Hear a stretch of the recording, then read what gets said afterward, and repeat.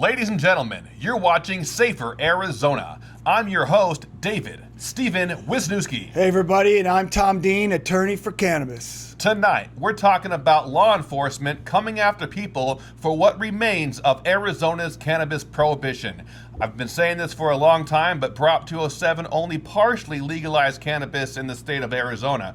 What we have under Prop 207 and the medical marijuana law is legal, but what is not covered under those laws defaults back to the remaining prohibition, which is arguably some of the harshest marijuana laws in the country, where everything was a felony for your first time offense. Now, Tom, we've had legalization since November 2020. Could you kind of tell us what enforcement has been kind of looking like since we legalized cannabis in Arizona? Well, I think partly because the law was enacted in the midst of the pandemic. Courts shut down, essentially lockdowns, we couldn't impanel juries, etc. So there was essentially a suspension in enforcement of most marijuana-related crimes. Certainly, obviously, possession of marijuana within the legal amount up to an ounce, cultivation, everybody's allowed to grow. We've seen a sharp reduction in enforcement of anything related to cultivation because of that. And really of all kinds of cannabis crimes, sales, large cultivation operations, delivery businesses, importation, etc., transportation. It all slowed down dramatically. Really since November 2020, there really hasn't been much in the way of enforcement. There has been, of course, some enforcement, and so the cases I handle were able to get some insight into what law enforcement has been doing during this period of time. So with that in mind, what kind of cases are still coming in right now? And I got a list of questions, so please bear with me if I'm reading off this piece of paper during this. Well, okay, so we're seeing enforcement of all types of marijuana crimes, but at a very dramatically reduced level. So we're still getting, interstate transportation cases along the I-40, for example. We're getting large-scale cultivation cases that come through sporadically. And but what we're not really seeing any enforcement of, hardly at all, are just regular sales. Delivery businesses operating. You can see on social media, obviously, it's pretty much open and notorious. People advertising for sale of marijuana products, as well as various types of events and so forth, where some are legal, some not so much. We really haven't been seeing any enforcement of any of the sales that are happening in any way. I think partially it has to do with county attorneys. I remember we had Alistair Adele, rest in peace, but she had a policy before Prop 207 passed, where if you got caught with marijuana and you would have been protected for that amount under the Medical Marijuana Act, she would allow you to go ahead and get your medical marijuana card, and then they'd go ahead and drop those charges. Yeah, that she did do. I mean, that was only in place for a short period of time before 207 passed, but yeah. But then she died, and now we have this new county attorney, Rachel Mitchell, who has given us this ominous message about a week and a half or 2 weeks ago, talking about turning up that spigot of enforcement that was turned off during COVID. Let's go ahead and watch this video real quick, and then we're going to get a response. As everybody knows, the criminal justice system has several components. In every jurisdiction, the prosecutor's office functions as a spigot for the system. Cases are submitted by law enforcement, and by statute, we have to review every case that comes through our doors. So as prosecutors, we control whether a case is then furthered on into the criminal justice system. During COVID, our office, as well as other entities within the criminal justice system, had to turn that spigot down. The courts were closed for a period of time, grand juries were shut down, the jails were limiting the number of people in them because of health concerns. And all of that, combined with the great resignation following COVID, has created an extremely difficult environment for prosecutors across the country and the criminal justice system as a whole. But we have to turn the spigot on now and move on and continue feeding cases into the system. Turning the spigot back on and continue feeding cases into the system. Tom Dean, what's your official response to that statement? Well, I've been talking about this for months now, and trying to make sure that people understand that this is not this lack of enforcement that we've been seeing here the last year to year and a half is not the result of sort of a change in policy or feelings about marijuana-related offenses from law enforcement or prosecutors. I mean, it is true if you ask like the average cop out on patrol, what his feelings are, he's probably going to say something like, well, I don't really care so much about marijuana crimes and that kind of thing. It's like no big deal. It's legalized, that sort of thing. That certainly does not, however, reflect the feelings of the narcotic divisions within law enforcement and within prosecuting agencies. And in my conversations with prosecutors in the Attorney General's office and the County Attorney's office, it's been made clear to me that this was a temporary suspension resulting from what you heard Rachel Mitchell talking about, which was the pandemic, the courts closing down, the inability to impanel juries, she called it the Great Resignation. What she's referring to are the personnel shortages, partly resulting from vaccine mandates that people didn't want to follow in law enforcement and in government. And they're operating at about a 20% personnel reduction right now.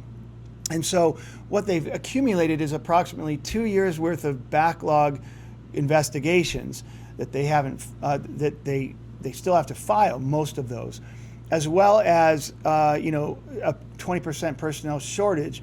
This is why they instructed law enforcement to temporarily suspend closing investigations and making criminal referrals on marijuana-related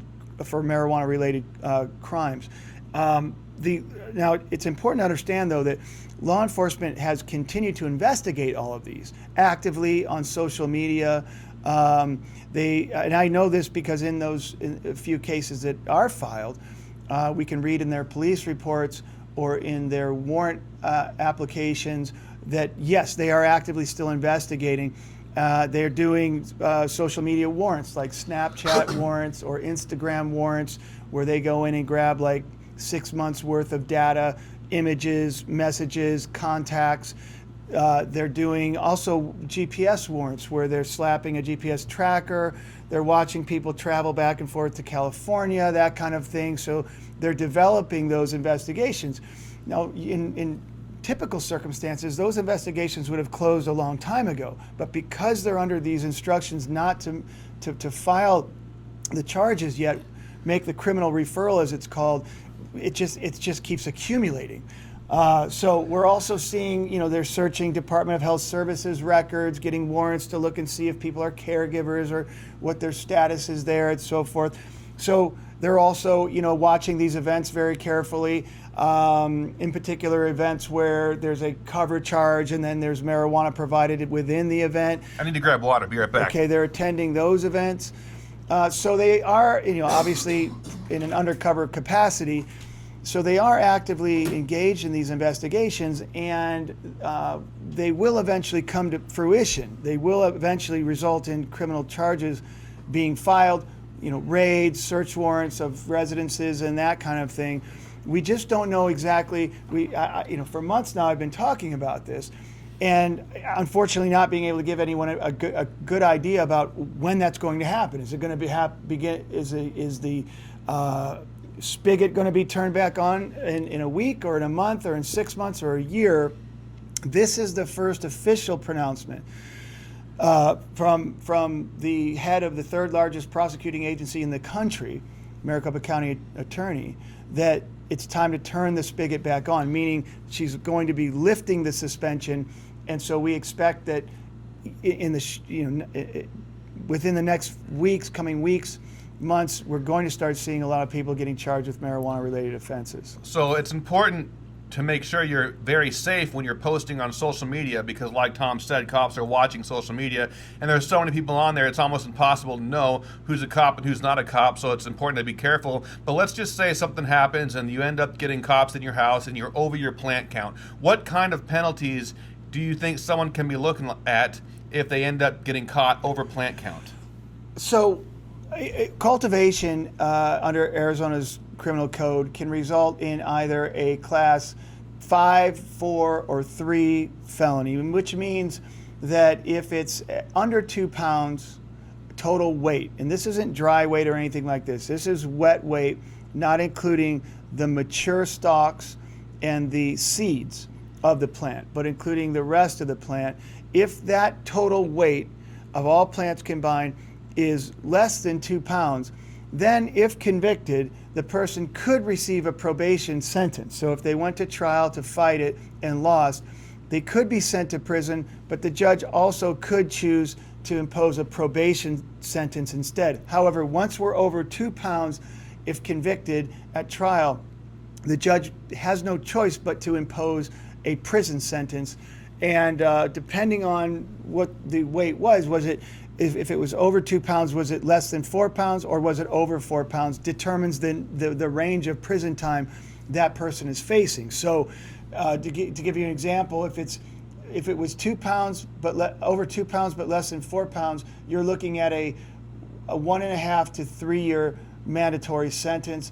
If it's over that 2 pounds, or 4 pounds rather, the sentence is 2.5 to 7 years. And just to clarify, your weight is supposed to be protected if you're underneath your plant count, but then once you go over your plant count, all of this weight threshold is now triggered. So once you hit that, let's say you're living alone at home, so you can have 6 plants.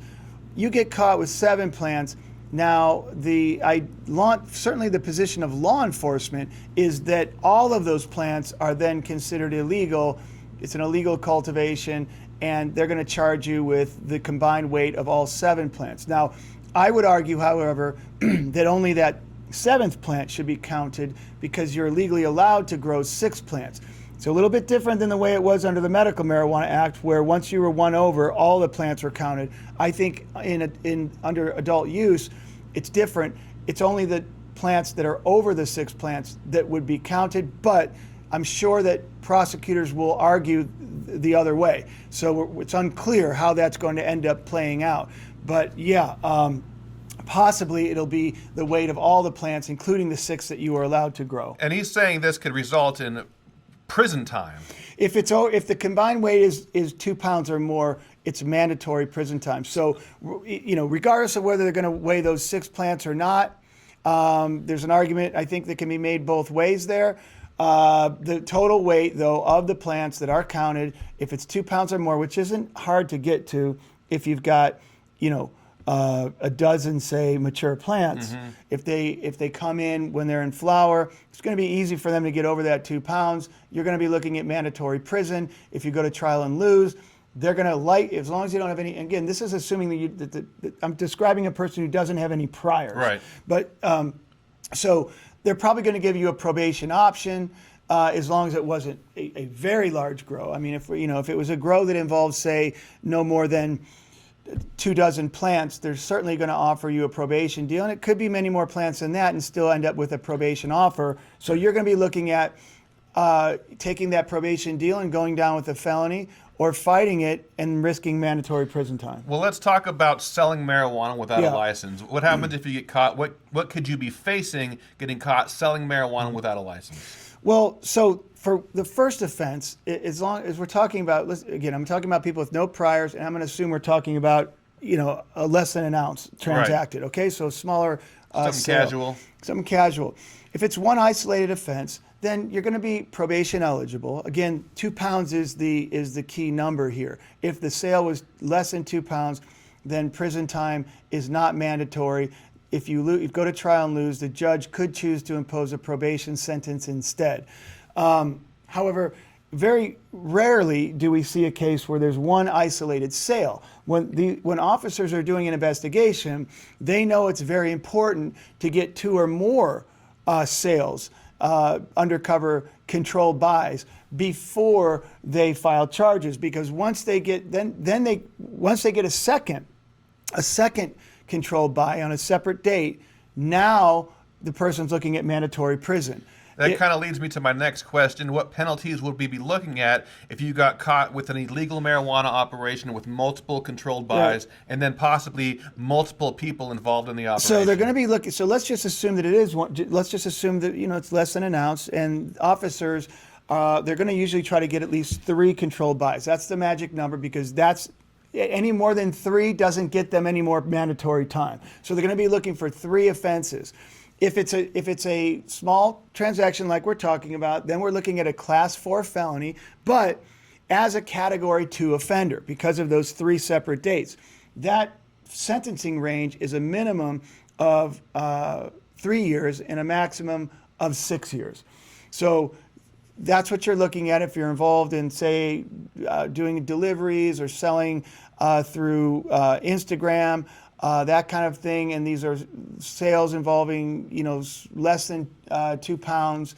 You're looking at facing that kind of time. So these are all things that are clearly illegal. But what about things that aren't necessarily illegal? What kinds of situations can you foresee people getting in trouble where they believe they were following the law, but police were mistaken and it ended up in an arrest? So there's not really any gray area here anymore. And one of the problems is that the restrictions on sales under the adult use are exactly the same as they were under medical. That is, adults can share marijuana, but they cannot ever receive compensation for marijuana that they provide, direct or indirect. So what we saw, you'll remember back in like 2011, 2012, 2013, is the rise of compassion clubs, delivery businesses, farmers markets, etc., all of which are now underground, or were underground until again recently, because we went through all of this. And you had, for example, people selling $50 t-shirts, and then if you bought a $50 t-shirt, you got a free 1/8 of marijuana. And you had all kinds of different business models. Believe me, I've seen every possible clever business model there is. But if the person has to pay money for the non-cannabis product or service before they have access to the free marijuana, then the law enforcement and the courts all agree that this is a disguised sale. Because if you can't get the free marijuana without spending money on something else, then the marijuana really isn't free. There's other considerations, but that's the main one. And that's what you see, that's what we had in compassion clubs. Even delivery service businesses will talk about charging a delivery fee. Well, question, can you get, and then the marijuana is for free, but can you get the free marijuana without paying the delivery fee? If the answer to that is no, then law enforcement and prosecuting agencies and the courts will look at that as an indirect or disguised sale. So it's not really a gray area at all. There was a time when it was. All of that was ended, though, definitively in 2015 when the Arizona Court of Appeals decided the Matlock case, which closed the door on any of these types of sales. So ultimately, it's a question for the jury, of course. If you go in there and you argue, I didn't sell marijuana, I gave it away for free, the prosecutor's going to point out you couldn't, because his undercover cops will have done their job. They'll be able to prove that there was no way to obtain the free marijuana without spending money on the non-marijuana product or service. They're likely also going to point out that the more money the buyer spent on the non-cannabis product or service, the more free marijuana they would receive, which again would indicate it's not really for free. It's dependent on the amount of money that you're spending. And then also, typically, the money that the individual buyer is paying is not the market value of the non-cannabis product or service, but more likely the market value of the marijuana that the free marijuana that the individual is receiving. So it's things like that that make it very easy for the prosecution to demonstrate to the jury that the marijuana really wasn't free. And it's always a choice of the defendant whether or not he wants to go to the jury and try to convince them otherwise. And there's always a chance that the jury might nullify the law and say, I've had trials in nullification over the years in many instances. It can happen, but it's very risky because the jury will be told by the judge that if they find that you accepted money and you provided the person with marijuana, that the jury must find you guilty, the jury is going to have to disregard and ignore that judge's instruction and say not guilty anyhow, even though they agree that the person is in fact guilty of selling, but they're just not going to hold them responsible. That's called jury nullification. The difficult part about that is, as a defense attorney, I'm not allowed to ask the jury to do that. I can't even tell the jury what punishment the individual is facing, or I'll be the one who leaves the courtroom in handcuffs for contempt of court. So you can't ask the jury to nullify. You just have to hope that somehow they'll figure it out on their own. So it's a very risky strategy to go in thinking, oh, the jury's going to help me out, especially when the consequences are several years in prison if they don't. All right, well, other than police watching social media, what other ways are police catching people who violate the cannabis laws? Well, again, right now we're not seeing much in the way of enforcement, but the way that they eventually here, when they start filing these charges, you'll find that they were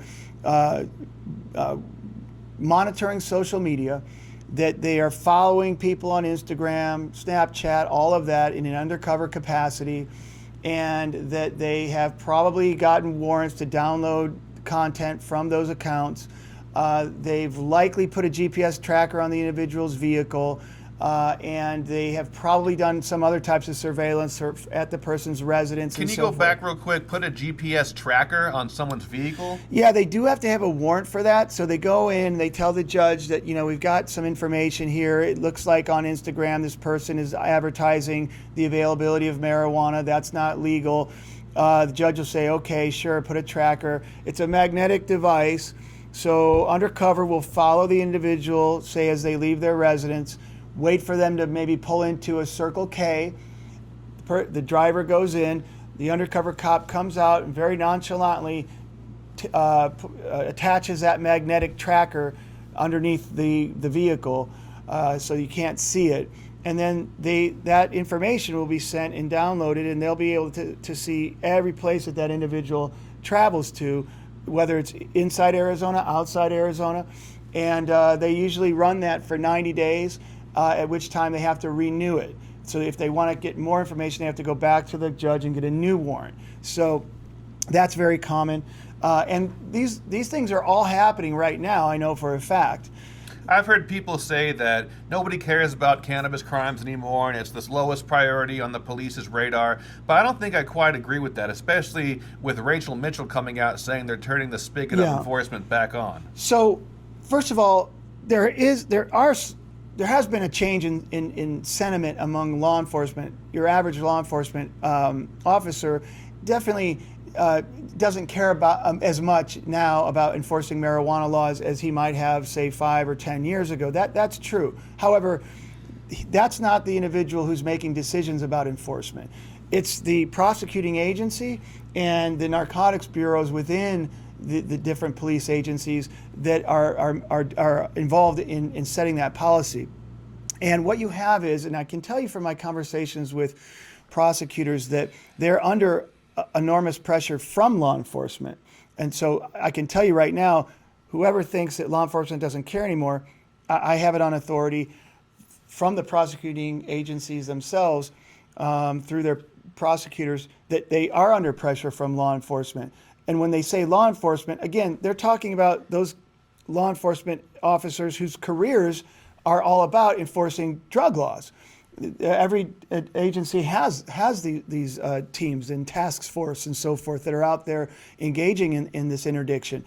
Marijuana crimes are their favorite. I mean, they'd much rather kick the doors down on someone's house who's growing marijuana than who is manufacturing methamphetamine or distributing fentanyl. Those individuals tend to be much more dangerous, much more hardened criminals, potentially cartel-related. Marijuana violators tend to be just sort of entrepreneurs and reasonable people that aren't violent, so they're much easier targets. Also, I've been told that they're under a lot of pressure from, quote unquote, the industry. Now, obviously, there are good actors and there are bad actors within the industry. Not all industry owners are out there trying to get cops to bust people involved in unlicensed sales, for example. But there are those who are, according to prosecutors, who are putting pressure to do that kind of thing. And for obvious reasons. I mean, we saw this happen in California eventually, where the black market or the legacy market got so big that it was having a significant impact in the bottom line of the licensed industry. People are able to get their marijuana cheaper because their legacy market distributor doesn't pay taxes usually, doesn't have to have a brick and mortar operation, doesn't have to comply with regulations, doesn't have to have their product tested. So they're able to get a much cheaper product out. It eventually is more appealing to consumers. So this becomes a problem, and the industry will pay a lot of money to try and influence law enforcement, prosecuting agency policy to start to crack down again on marijuana related offenses. And the same could be said for the legislature. So the legislature, not only do these licensed industry pay regular taxes, but they on top of that pay a 16% excise tax. When you're talking about a multi-billion-dollar industry, the legislature is making hundreds of millions of dollars, meaning that money, they don't have to spend taxpayer money for their programs when they've got all this money coming in from marijuana sales through the licensed industry. But when they realize that they're losing hundreds of millions of dollars, tens of millions or hundreds of millions of dollars to the legacy market, they're going to also start to pressure law enforcement to start cracking down again because they want that revenue. So for all these reasons, it's easy to, and quite frankly, there's also people who point out we fought really hard to force the industry to have to test their products for pesticides, herbicides, heavy metals, and all sorts of different molds, etc., for safety to the consumer. This obviously isn't happening on the legacy market, so there's a public safety concern too that you'll hear various interest groups talk about. Now, I'd like nothing more than if anybody who wanted to could go and get a license and open up a marijuana dispensary and sell and have the free market. We see this, for example, in states like Oklahoma, where there's thousands of licenses. And it's a bit chaotic, but it's a free market, and here we don't have that, though. So we have a small oligarchy of owners that's ever becoming smaller and smaller as the bigger operators gobble up the smaller operators. Well, all these reasons are why I think we need another cannabis legalization initiative, and I will be advocating for that probably for the rest of my life or until we get it done. But it's not all doom and gloom. First off, we do have more freedoms than we did have a couple years ago, so if you're not blatantly breaking the law, you shouldn't have anything to worry about. However, we do have some good news. There's an election coming up in November. We're going to be able to vote on a new Maricopa County prosecutor, and I'm going to vote out Rachel Mitchell, and I'm going to vote for Julie Gunnigal. I don't know if you know who Julie Gunnigal is, but she's been working with NORML over the last couple years, expunging thousands of people's cannabis crimes, and she wants a non-enforcement policy of the remaining cannabis prohibitions, and on top of that, she wants a full automatic universal expungement of all cannabis crimes. So she's definitely got my vote. Is there anything else you could tell us about Julie Gunnigal, Tom Dean? Yeah, no, I mean, look, this temporary suspension in enforcement is not permanent. And according to Rachel Mitchell, it's coming to an end. And enforcement's going to be a thing that you're going to see a lot of in the near future. If you want, now my guess is that you don't see a big crackdown before November. I don't think that probably Rachel Mitchell wants to make probably those bad waves. Optics if he does that. Bad optics. It would. I think if you want to see these current policies, however, of non-enforcement continue, then it's very important that you elect Julie Gunnigal as the next county attorney, because she has been quite clear in her commitment to not enforce marijuana offenses of any kind anymore. So as long as she's prosecutor, essentially, these policies will continue. If Rachel Mitchell's elected, then based on her statements, we expect to see a crackdown. If you want to learn more about Julie Gunnigal, she's on TikTok. I hear a lot of people like her TikTok videos. She's on Twitter, and I'm pretty sure she's on Instagram, just JulieGunnigle, Julie Gunnigal. Find out more about her. I'm not telling you how to vote, but I'm just letting you know I'm voting for her, and I want to see her as the next Maricopa County prosecuting attorney. And she is the only person running for county attorney or district attorney ever who's been endorsed by the national office of NORML. Absolutely. So she made history there. And the state chapter, too. And the state chapter, of course, but also the national. So we're going from Bill Montgomery, who was a hardcore marijuana prohibitionist, and now we have an opportunity to get a pro-cannabis prosecuting attorney endorsed by Arizona NORML and the National NORML, National Organization of Reform of Marijuana Laws. Right. But if anybody ends up getting in trouble for these remaining cannabis prohibitions, Tom Dean here is a attorney for cannabis. He's famous nationally for doing this. Tom, if anybody wants to get a hold of you to get some help or even business consultation, how can they get a hold of you? Yeah, listen, if you want to come in and talk about whatever you're doing or you're thinking about doing, and you want to talk to me about it, and whether you think you might be in jeopardy of potential problems with law enforcement, and you want to talk to me ahead of time and see if there's anything you can do to come into compliance or what other options you might have, I'm happy to sit down with you.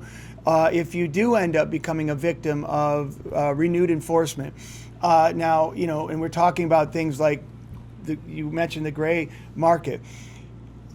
As I said, these offenses are not gray in the eyes of law enforcement and prosecuting agencies. However, it's ultimately for the jury to decide, and we will develop a defense.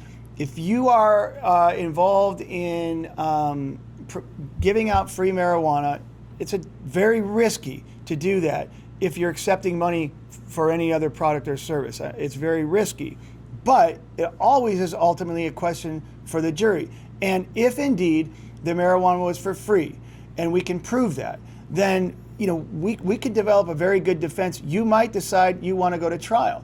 At a very minimum, we would use that defense to negotiate for a very favorable plea agreement. So I guess, I as a defense attorney, and as next year it'll be 30 years as a marijuana-focused defense attorney, I want to make sure that people don't get in trouble. So I want to put notice out there, about what's going on with law enforcement, what's going on with prosecuting agencies, to give you a heads up right now. And but that doesn't mean that if you do get busted, that we're not going to be able to identify a defense or multiple defenses in your case. So if you do run into problems, certainly contact me. If there's anything there, we will be able to develop that, and we will use it to your benefit, either in a plea negotiation or in a jury trial. So if you want to get in touch with me, check me out at attorneyforcannabis.com.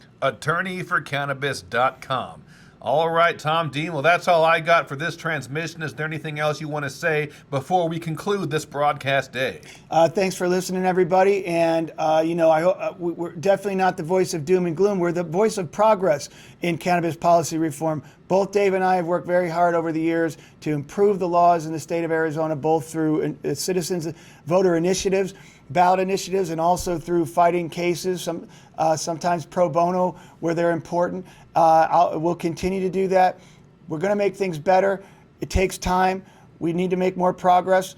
But what we want you to just know now is where we stand and what we have to yet accomplish.